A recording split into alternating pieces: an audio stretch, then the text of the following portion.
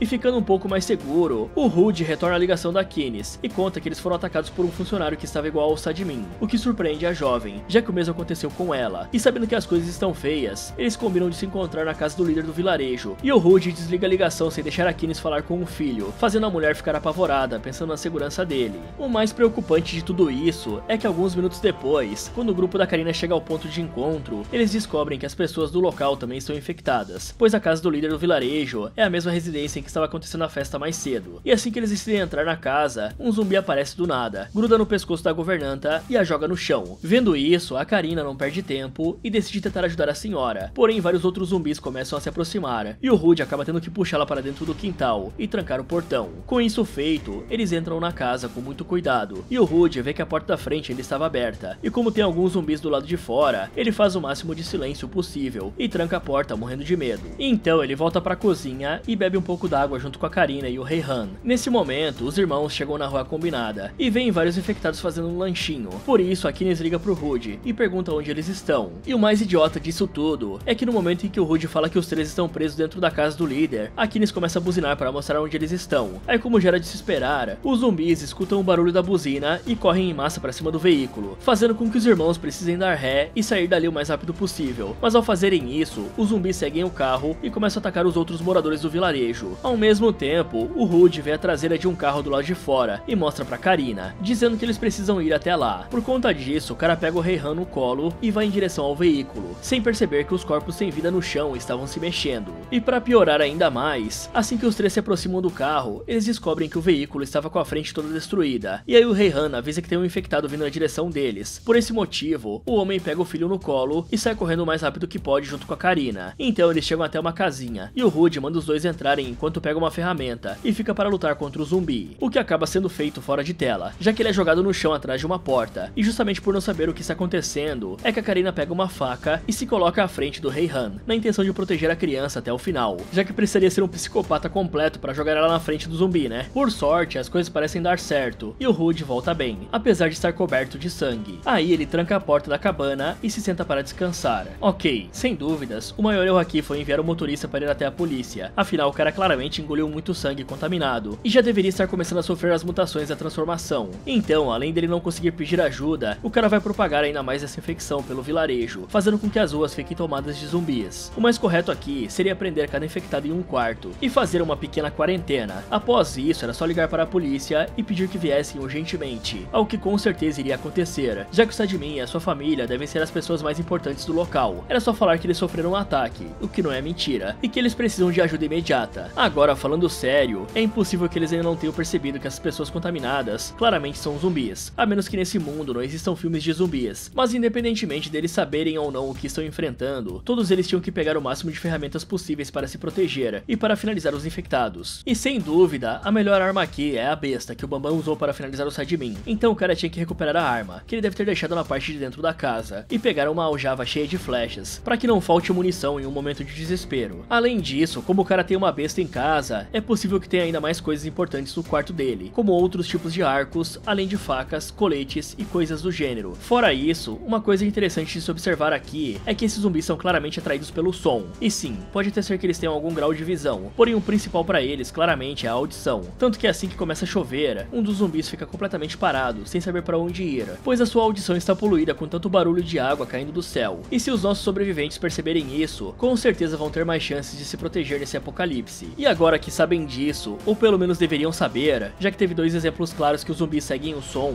com o celular e com a buzinada, eles deveriam fazer igual eu faço, mantendo sempre o celular no modo não perturbe, para não chamar a atenção dos zumbis em momentos delicados. Se bem que eu tô começando a duvidar da capacidade dessa galera, afinal eles parecem ser alérgicos a segurar uma ferramenta e carregá-la como arma, já que a Karina pegou um rastelo no caminhão, atacou o zumbi e simplesmente largou ele lá, em vez de usá-lo para finalizar o morto-vivo, quando ele tava travadão no lança. Mas falando sobre o Rude e a atitude que ele teve de proteger o filho dele e a Karina, bom, o cara realmente foi bem corajoso ao fazer isso, mas a forma como ele fez foi muito desajeitada e também desnecessária. Afinal, dá pra ver que assim que o zumbi se joga nele, o rastelo de ferro ainda está pra cima, fazendo com que ele nem consiga golpear o infectado direito. Além disso, dá pra ver claramente que a casa tem várias janelas. Sendo assim, em vez de se arriscar dessa maneira idiota, eles poderiam simplesmente ter pego as ferramentas na frente da casa, ter se trancado lá dentro, aberto uma janela para atrair o infectado e aí esmagado a cabeça dele com um rastelo, ao que aconteceria de uma maneira bem mais fácil e segura. Mais seguro ainda seria colocar o celular com um despertador programado próximo da janela para atrair o zumbi e aí finalizá-lo. Isso que eu nem estou comentando do garfo de feno que tinha ali do lado de fora, pois com um desses é muito mais fácil acabar com o zumbi. Tudo que você precisa fazer é apontar a direção do zumbi, assumir uma posição com os joelhos flexionados para aguentar o tranco, lá ele, e deixar a inércia fazer o resto, já que o zumbi se jogou no Rude. E enquanto o resto do grupo descansa na cabana, os irmãos estão na estrada discutindo sobre qual caminho pegar e o que fazer agora que estão sendo perseguidos. O problema é que por conta dessa discussão, eles quase colidem com um caminhão e acabam capotando ao saírem da estrada. Aí vendo o que aconteceu, o motorista do caminhão desce na hora e vai correndo ajudar os dois, que por sorte estão apenas levemente feridos e conseguem sair numa boa. Só que o que não é bom nisso tudo é que os zumbis finalmente os alcançam e atacam as pessoas que estavam na caçamba do caminhão, finalizando as coitadas de uma maneira brutal. E percebendo a situação, o motorista vai tentar ajudar e também acaba sendo atacado, mas como não são idiotas, os irmãos saem correndo em direção à delegacia que era ali perto. De volta à cabana, a Karina confirma que o Rude está bem e vai para outra sala procurar por um pano. Porém, logo após ela se afastar, o Rude percebe que a mordida em sua mão está piorando e que não tem muito tempo sobrando. Por isso, ele fala pro Rei Han que o ama muito e que também ama a mãe dele, apesar de todas as brigas. Então o cara abraça o garoto, fala pra ele proteger a Candice e o manda ficar com a Karina. O problema é que a transformação começa antes mesmo do Rude conseguir sair da cabana, e vendo que tinha algo de errado, a Karina se aproxima para proteger o Raihan, e os dois são atacados pelo infectado, que quase consegue devorar a Karina e o garoto. Felizmente a Karina bate na cabeça do Rude com uma garrafa e leva o Raihan para dentro de outro cômodo. No entanto, os ataques acabam sendo demais para a Karina resistir, e o zumbi tem sucesso em abrir a porta. Por sorte, ele não consegue frear a tempo, e acaba se empalando na barra de ferro de uma máquina, dando a chance perfeita para finalizar o bichão. Porém, a Karina apenas sai dali com o Raihan. Só que logo após saírem do cômodo, a Ningxi chega com uma faca na mão e se surpreende ao ver os dois desconhecidos à casa dela. Por esse motivo, a mulher pergunta se eles estão possuídos e o que querem ali. E em resposta, a Karina explica que estavam apenas tentando escapar dos infectados. Nessa hora, o Rude faz barulho e ela vai conferir quem está ali, descobrindo assim que era um infectado preso na barra de ferro. Paralelo a isso, os policiais estão na delegacia decidindo o que fazer com os fogos de artifício que serão lançados no dia seguinte. Quando do nada, a Candice e o Bambam chegam ali e dizem que precisam de ajuda, pois sofreram um acidente no milharal e precisam de um carro para irem pegar o filho da Candice. Aí, percebendo que os dois estão bem afetados, o capitão manda alguém verificar a situação, o que faz o Bambam dizer que não é bom fazer isso, já que está cheio de mortos lá fora, algo que obviamente confunde os oficiais. Mas nesse momento, aquele batedor volta e fala que existe uma multidão na rua e que provavelmente é uma emergência. Então o líder dá uma rápida conferida e manda todo o pessoal se juntar. Então os oficiais colocam os equipamentos, pegam algumas armas de controle de multidão e vão pra rua tentar dar um jeito nessa bagunça. O problema é que eles não estavam lutando contra humanos comuns, por isso os zumbis os atacam com tudo e até mesmo ignoram o gás lacrimogênio deixado pelos policiais, sem ter o que fazer além de serem devorados. Enquanto seus colegas são atacados do lado de fora, o Raman, que ficou para proteger os irmãos, recebe uma ligação da Ningxi, que o avisa que os pais dela morreram em um ataque brutal. Mas antes que eles possam falar mais sobre isso, o capitão volta para a delegacia todo ferido e sendo perseguido pelos zumbis. Por isso, o Raman encerra a ligação, corre para dentro da delegacia e trabalha junto com os irmãos para fechar a porta e colocar um armário na frente dela. Com isso feito, ele vai rapidamente para a cozinha ajudar o capitão com os ferimentos do cara, e ele até pede ajuda para os outros dois, só que como já sabem como tudo funciona, eles apenas se afastam e dizem pro Raman fazer o mesmo, algo que o jovem não leva a sério e pega um celular para ligar para a ambulância. Só que nesse momento, o capitão volta à vida como um zumbi e se levanta da cadeira. Vendo isso, o Bambam manda o Raman parar de perder tempo e atirar na criatura, mas como ele não faz nada, o Bambam rouba a arma do policial e dispara várias vezes no peito do zumbi, que cai com tudo no chão. O problema é que enquanto o Raman se recupera e pergunta por que o cara fez isso, o capitão se levanta novamente e ataca o coitado, mostrando que os tiros no peito não servem pra nada. Por sorte, o jovem consegue se defender e afastar o infectado, que pula em cima do Bambam na tentativa de provar um pouco de carne humana. Felizmente, a Candice consegue ajudar o cara batendo no zumbi com uma lata. Aí após usar o extintor, os três se juntam para empurrar e prender o capitão dentro de uma cela. E sabendo que estão ferrados e cercados por monstros, os irmãos mandam o Raman ligar imediatamente para outra delegacia e pedir por reforços, algo que o cara faz rapidamente. Durante esse tempo, a Candice vai para uma sala vazia e liga pro Rude, mas como o cara não responde, ela desaba em lágrimas, pensando que o pior aconteceu. Vendo isso, o Bambam corre para confortar a irmã e falar que tudo vai ficar bem com o Raihan, até porque o cara sabe que essa é a maior preocupação dela. Felizmente, nesse momento, a Candice recebe uma ligação de um número desconhecido e descobre que era a Karina do outro lado. Ela avisa que eles estão em uma casa perto da residência do líder do vilarejo e passa o telefone pro Raihan falar um pouco com a mãe dele. Dessa forma, a Candice confirma que o filho está bem e fala que logo logo irá buscá-lo. E fora isso, a jovem também pergunta a respeito do Rude. Então a Karina pega o telefone, se afasta e conta que infelizmente ele se transformou e os atacou, algo que deixa a Candice bem afetada. Percebendo isso, o Bambam pega o telefone e fala com a Karina, explicando que no momento estão presos na delegacia local e que só vão poder buscá-los quando o reforço do vilarejo vizinho chegar, o que deve acontecer em pouco tempo. Com isso dito, a Candice fala mais um pouco com o Raihan, se despede do menino e desliga o telefone antes de desabar em lágrimas a outra vez. Mas os irmãos mal têm tempo para sofrer e já são chamados pelo Raman, que precisa de ajuda para segurar a porta da frente da delegacia, que está sendo pressionada pelos zumbis. Só que para piorar ainda mais, os reforços que deviam estar chegando fazem contato pelo rádio e dizem que não podem ajudar. Porém, antes que o policial possa falar o motivo, alguns tiros podem ser ouvidos e a chamada cai de vez. Aí, sabendo que não vão ter reforços, os três sobreviventes pegam uma escada, sobem para a parte de cima e saem para verificar os arredores, descobrindo que tinham centenas de zumbis correndo na rua, incluindo os policiais que deviam ser os reforços. Bom, antes de tudo, eu preciso dizer que o ato de não finalizar o Rude e simplesmente deixá-lo preso é totalmente irresponsável. irresponsável, ainda mais considerando que as mulheres estão protegendo uma criança e que os zumbis são sensíveis ao som. Afinal, se mais zumbis se aproximarem da casa e ouvirem o som vindo de dentro, eles começariam a quebrar a porta até finalmente entrar. Então, por mais difícil que seja, a Karina e a Ningxi deviam ter pego uma faca ou aquele monte de ferramentas que tem do lado de fora e entrado para finalizar o Rude, algo que poderia ser feito facilmente, já que o infectado está preso na barra de ferro. Já que em situações de emergência, é sempre importante lembrar que o inimigo mais perigoso é aquele que pode atacar por trás ou de dentro, lá ele. Além disso, em cima da mesa existe um rádio, que pode ser usado como distração para as mulheres conseguirem escapar. Para isso, elas só iriam precisar sintonizar em alguma estação, ligar o mais alto possível e jogar para longe, atraindo os zumbis pro lado contrário do qual elas querem fugir. Agora falando sobre os irmãos, eu nem preciso falar o quão estúpido é começar a discutir dentro de um carro e querer olhar o mapa enquanto dirige, né? Esse acidente é total culpa do idiota do Bambam. Se ele queria tanto olhar pro mapa, o mínimo que o cara deveria fazer era encostar o carro e cronometrar os minutos para não ficar parado muito tempo. Afinal, os zumbis podem correr, mas com certeza eles estavam a uma distância relativamente segura dos irmãos. Agora, depois que a cagada aconteceu, eu realmente não vejo como esses policiais poderiam acreditar que existem mortos-vivos andando pela rua. Por isso, a melhor escolha aqui seria eles dizerem que tem uma multidão enlouquecida e sanguinária vindo atrás deles. Assim, os policiais iriam se preparar melhor e, quem sabe, esperar dentro da delegacia, após verem o tanto de gente que tinha na rua. Mas como isso não aconteceu, a primeira coisa que o trio deveria fazer era finalizar aquele zumbi dentro da cela. Afinal, manter um morto-vivo ali dentro é brincar com o perigo. Depois disso, o trio deveria fazer uma checagem nas quantidades de munições que eles têm disponíveis. E isso seria extremamente importante, pois acarretaria em dois planos. O primeiro plano seria o seguinte: se existir munição o suficiente, eles deveriam subir naquela marquise e descer o pipoco em todos os zumbis que estão ali. Esse é um vilarejo pequeno, que com certeza tem um número limitado de infectados ali. Essa seria a forma mais segura de eliminar todos os zumbis da região sem correr muitos riscos. Afinal, você vai estar em um lugar alto com um amplo ângulo de visão e extremamente seguro. E para eliminar os zumbis da porta, eles poderiam atirar por aqueles espaços com grades. Com aquele tanto de armas, com certeza teria munição o suficiente também. E dessa forma, eles ficariam seguros para irem atrás do pessoal depois. Agora, se eles não tiverem munição, eles precisariam se armar até os dentes, além de carregar malas com suprimentos ao melhor estilo Rick Grimes, colocar armaduras, capacetes e reforçar a proteção nas mãos e tornozelos, que são as partes mais fáceis de serem mordidas, e usar uma saída lateral ou traseira da delegacia para meter o pé dali, já que praticamente todos os zumbis estão concentrados ali na frente. Outra coisa que poderia ser feita é usar os fogos de artifício que estão armazenados ali para distrair os zumbis e fugir na surdina, já que os infectados são atraídos pelo som. Aliás, como já ficou claro que apenas ingerir um pouco de sangue já é o bastante para se infectar, seria bom que eles abaixassem a viseira do capacete para cobrir todo o rosto e se proteger dos respingos de sangue. Após descobrirem que estão completamente isolados da delegacia, a Candice liga para Karina e avisa que infelizmente todos os reforços foram finalizados, fazendo com que seja impossível buscá-los. Por isso, ela implora para Karina cuidar do Raihan e pede para eles ficarem dentro da casa a qualquer custo. Além disso, as duas também relembram um passado, quando eram amigas e viviam grudadas na época do colégio, e essas memórias fazem a Candice se lembrar de como o pai da Karina era gentil. Por isso, ela se desculpa por não estar presente quando o senhor partiu dessa para uma melhor. Aí, ouvindo as desculpas da amiga, a Karina aproveita para deixar claro que realmente amava o Sadmin, ao que a Candice fala que já sabia, e ainda diz que o seu pai também a amava. E no momento em que reatam a amizade, a Candice pede para a Karina levar o Raihan para longe de tudo isso, caso ela e o Bambam não saiam vivos dessa bagunça. E mesmo não querendo pensar nisso, a Karina ainda concorda com o pedido da amiga, decidindo que irá fazer de tudo para manter a criança segura. Paralelo a isso, o Bambam e o policial estão no telhado da delegacia discutindo se essas pessoas ainda são humanas ou não, mas assim que o Bambam fala que obviamente eles não são, já que não tem como se comunicar com elas, uma oração bem alta pode ser ouvida vindo de algum lugar do vilarejo, e os zumbis saem correndo na direção dela, o que faz o Rahman falar que os infectados ainda querem orar mesmo sem conseguirem se comunicar. E sabendo que isso é uma grande besteira, o Bambam explica que eles apenas foram atraídos pelo som. Aí, entendendo isso, o Rahman pega um foguete, acende e dispara pro milharal, onde ele explode e atrai a atenção de vários infectados. Vendo isso, o Rahman fala que os três podem atrair os zumbis para longe e correr até as duas motos que estão estacionadas na rua a alguns metros de distância. Após criarem esse plano, os sobreviventes colocam os coletes, capacetes e se armam para começar a primeira parte do plano. A Candice até pergunta se não é melhor ligar para as outras delegacias e esperar mais reforços. Porém, o Rahman fala que isso demoraria muito mais tempo do que as portas podem aguentar. E o Bambam também menciona que essa é a única forma de pegar o Raihan, o que a convence na hora. Por isso, o policial dá uma rápida aula de como a mulher deve mexer na arma, e o Bambam pega um fuzil do arsenal, mostrando que sabe como a arma funciona. E aproveitando a chance, o Rahman liga para Ningxi e avisa que tem um plano para pegar as motos, e que em pouco tempo irá buscá-la. Então eles desligam a chamada, e a jovem conta para Karina que seu namorado vai chegar em pouco tempo. O O problema é que o tempo está em falta, afinal um trovão ressoa bem alto e faz o Rude se agitar ainda mais. De volta à delegacia, os sobreviventes confirmam que querem continuar com o plano e abrem uma fresta na porta para que o Haman possa disparar o foguete. O problema é que o idiota deixa cair e ele estoura dentro da delegacia, chamando a atenção de todos os zumbis. Mas como não podem deixar as coisas ficarem assim, eles decidem arriscar outra vez e abrem a porta novamente. Por sorte, dessa vez, as coisas dão certo e o negócio voa para longe, fazendo com que os zumbis sigam o som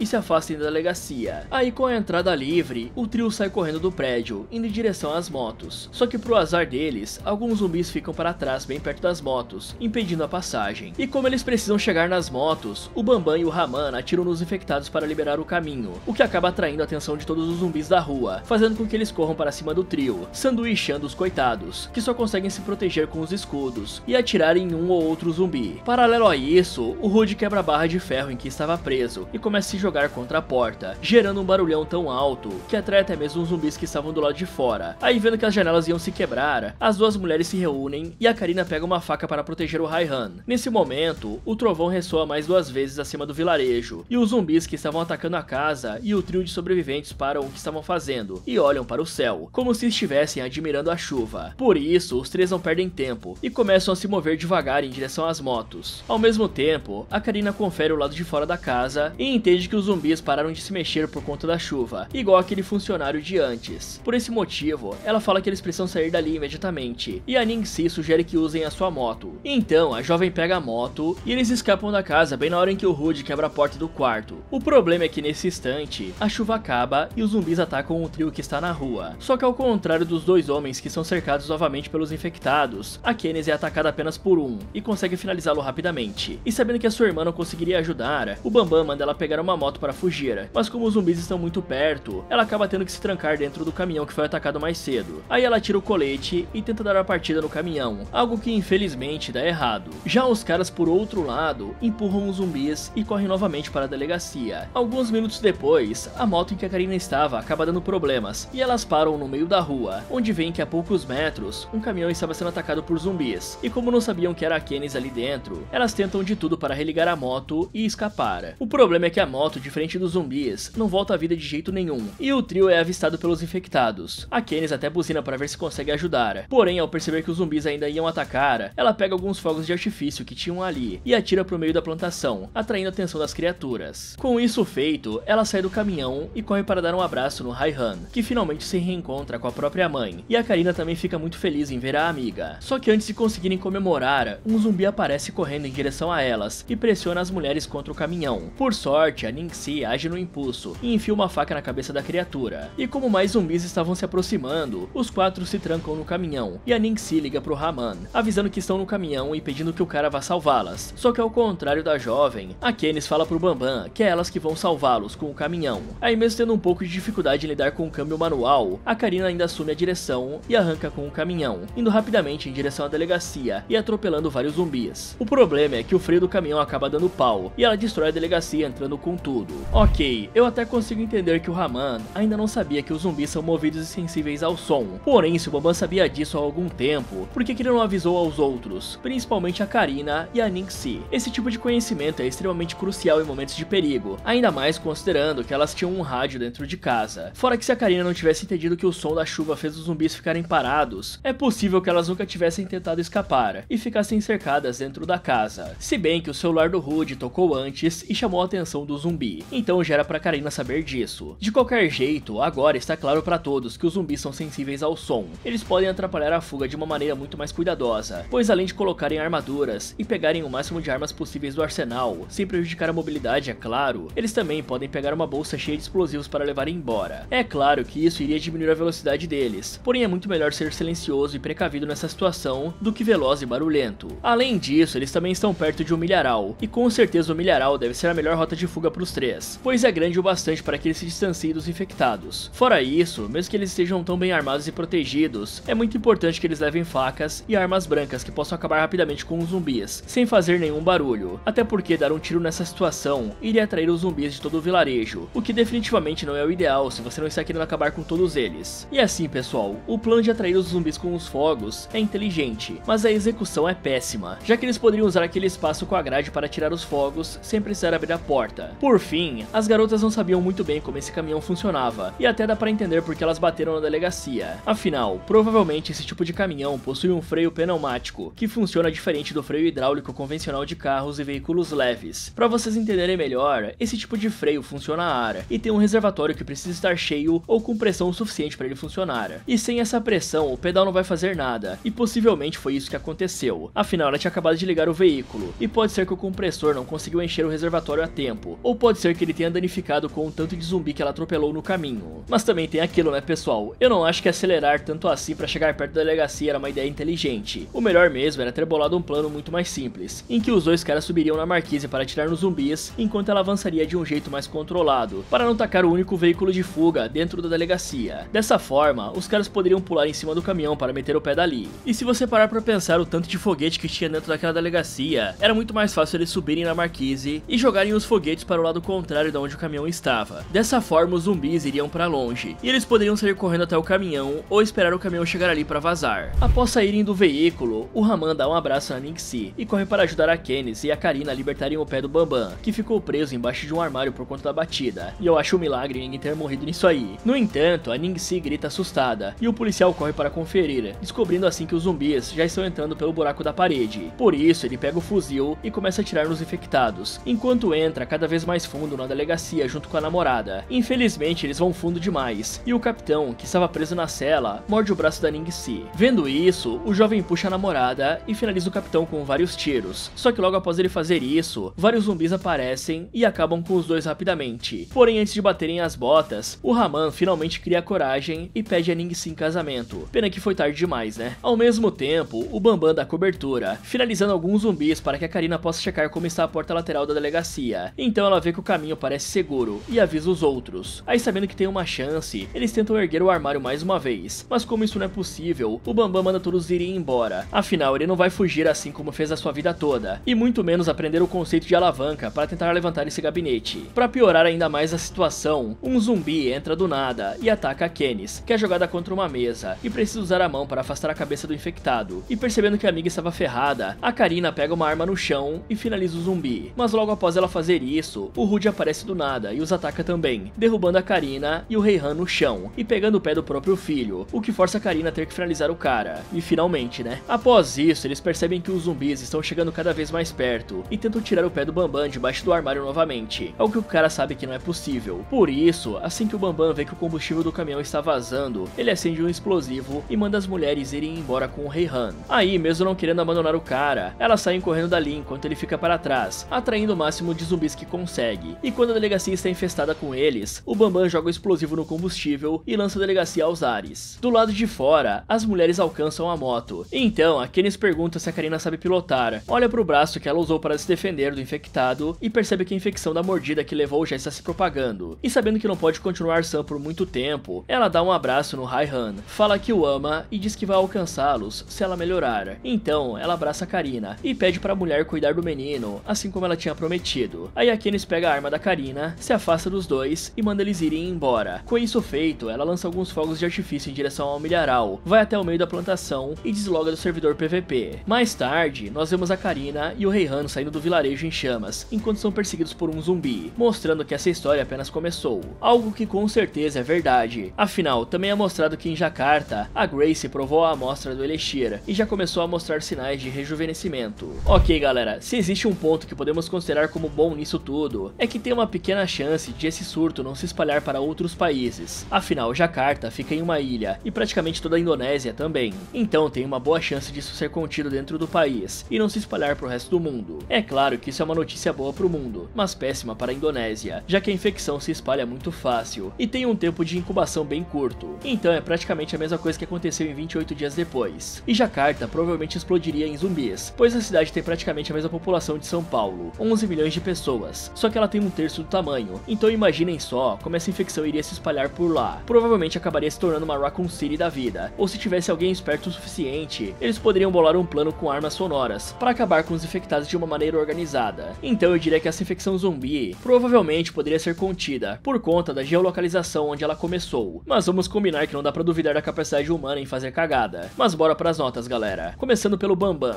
Pra um cara que ficava jogando o dia todo, fumando samambaia, ele se provou bem útil e preparado para a situação. Afinal, ele sabia empunhar uma arma melhor do que o próprio policial e ajudou a bolar alguns planos, sem contar que ele se sacrificou no final para salvar as mulheres e o Rei Han. E o cara só errou feio ao capotar o veículo que eles tinham, né? Então ele recebe um 7,5. Já a Kennis, no começo ela tentou de todas as formas bater as botas. Aquela buzinada na frente de um monte de zumbis me fez pular da cadeira de tanta raiva, mas no fim ela conseguiu compensar um pouco, usando uma isca sonora para proteger o seu filho. O problema mesmo foi que ela hesitou em usar uma arma de fogo várias vezes, achando que os zumbis ainda eram humanos, então ela ganhou uma nota 6. Já o Rude, bom, o cara foi de base defendendo o seu filho, mas digamos que ele fez isso de uma forma péssima e burra, se expondo demais. Por muita sorte ele não infectou o próprio filho e a Karina, por isso ele recebe uma nota 3. Já o filho do cara, o Rei Han, não tem muito o que falar, né? É uma criança. Pelo menos o garoto não foi insuportável e escutou quando precisava escutar, e também alertou sobre alguns perigos em momentos oportunos, nota 7. Já a Karina, essa aí conseguiu proteger muito bem o Rei Han e soube usar a chuva a seu favor. Ela só vacilou em não ter finalizado o Rude quando o zumbi se empalou. Tinha bastante ferramentas para fazer isso sem se colocar em risco, mas no final ela sobreviveu, então não tem como baixar muito a nota, considerando que o restante foi de base. Nota 8 para ela. Passando para os recém-noivos e recém-infectados, temos a Ningxi e o Raman. E já que eles decidiram juntar os trapinhos no final de tudo, eu vou deixar uma nota em conjunto para eles. A Ningxi teve bons momentos. Ela escapou com a moto salvando a vida da Karina e do Rei Han. O problema é que ela acabou morrendo por conta do Raman, já que o idiota largou um zumbi preso em uma cela, em vez de finalizá-lo. Já o cara, ele pensou em alguns planos, como o dos fogos, mas a execução não foi das melhores. Nota 5 pro casal. Bom, o Sadmin é o cara que começou essa cagada monumental, né? E a ideia do cara não faz sentido algum. Por que que ele, que é o CEO de uma empresa, se arriscaria dessa forma para tomar um protótipo que poderia fazê-lo rejuvenescer ou finalizá-lo? O cara queria brincar de roleta russa e não sabia. Se bem que a alternativa foi bem pior na minha opinião. Então pela burrice que o cara teve, nota 1. Fala galera, esse foi como derrotar o Elixir. Você acha que conseguiria sobreviver? Me contem nos comentários. E se você fosse investigar traumas do seu passado em um acampamento no meio do nada e acabasse ficando preso lá por conta de uma nevasca, o que você faria? Quer saber se esse pessoal vai conseguir sobreviver ao Grabber? Então clique aqui nesse vídeo, ou aproveite para ver outras sugestões do Derrotando Filmes. Muito obrigado por assistir, e lembre-se de nunca provar algo que ainda não foi testado pelos órgãos reguladores, afinal eles têm uma razão para existir.